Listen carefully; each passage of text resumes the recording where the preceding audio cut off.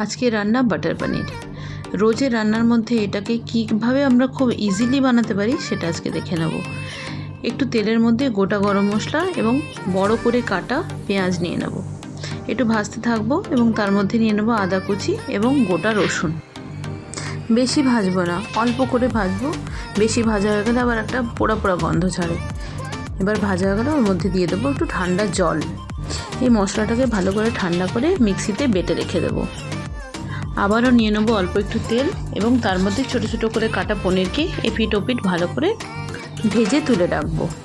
এবার নিয়ে নেবো রোজের মশলা, যেমন লঙ্কা গুঁড়ো, হলুদ গুঁড়ো, কাশ্মীরি লঙ্কা এবং পনির মশলা।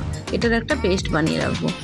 ফাইনালি আবার একটু তেল এবং দুটো বাটার কিউব নিয়ে ভালো করে মেল্ট করতে থাকবো। মেল্ট হয়ে গেলে ওই আগের থেকে করে রাখা মশলার পেস্টটা দিয়ে দেবো। তেলের উপরে দিলে এর উপরে একটা সুন্দর লাল রং ছেড়ে আসে, যাতে কালার খুব সুন্দর হয়। এবং তার মধ্যে নিয়ে নেবো আগের থেকে পেস্ট করা ওই মশলাটা।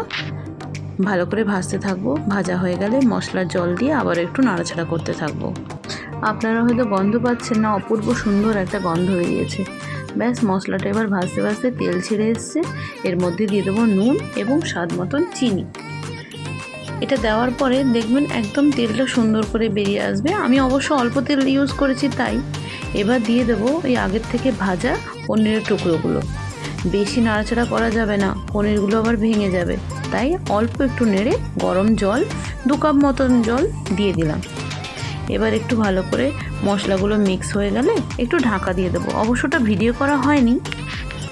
ব্যাস, ঢাকাটা খুলে আগের থেকে ড্রাই রোস্ট করা কসুরি মেথি ওর মধ্যে ছড়িয়ে দিলাম। অবশ্য পনিরের আইটেমে না কসুরি মেথি না দিলে যেন জমে না, খুব সুন্দর একটা গন্ধ ছাড়ে এবং এটা যতক্ষণ বেশিক্ষণ থাকবে ততটা বেশি ফ্লেভারফুল হয়ে যাবে। ব্যাস, আবার কি হয়ে গেল রান্না। 2 মিনিট ঢেকেই নামিয়ে দিন। হয়ে গেল আপনাদের গরম গরম বাটার পনিরের রেসিপি রেডি। ব্যাস, এবার আপনারা নিজেদের মতন করে সাজিয়ে নিন। আমি খুব তাড়াহুড়োয় ছিলাম তাই এমনি সিম্পলি সাজিয়ে দিয়েছি। একদম উপরে অল্প একটু গ্রেভি দিয়ে আর ছোটো ছোটো বাটারের কিউব দিয়ে সাজিয়ে দিয়েছি। অবশ্য বাটার দেবেন, এতে কিন্তু টেস্ট দ্বিগুণ হয়ে যাবে।